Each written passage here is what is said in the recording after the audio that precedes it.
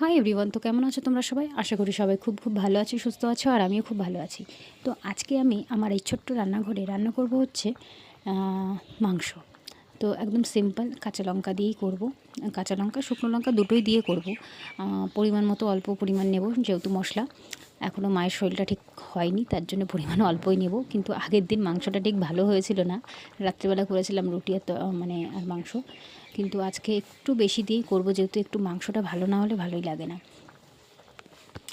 তো এদিকে আমি প্রথমেই তেলটা একটু গরম করে ফোড়নে দিয়েছিলাম দুটো শুকনো লঙ্কা, পেঁয়াজ একটু ভাজা ভাজা করে মশলাটা দিয়ে দিয়েছিলাম। দেখতেই পাচ্ছ মশলাটা একটু পরিমাণ কম আর অল্প দিয়েছিলাম।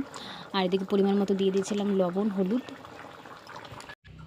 মাংসটা একটু ঝালঝালি করব, যেহেতু মায়ের মুখে একটু স্বাদ নেই, যার জন্য একটু ঝালঝাল করেছিলাম মাংসটা। তো এদিকে আমার মশলাটা কষিয়ে তারপর মাংসটা আমি দিয়ে দেবো। তো মশলাটা বেশ একটু ভালো কষানো হলে মাংসটা বেশ ভালোই লাগে খেতে।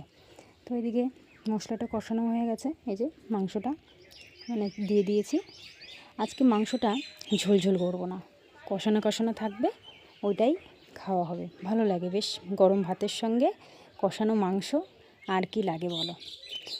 তো মাঝে মধ্যে মাংস আমি ছোট ছোট করেও কষানো মাংস করি, এটা একটু বড়ই রেখেছি, হালকা ইসে করব, অল্প অল্প জালে। তো যাই হোক, কষানো মাংসই হবে।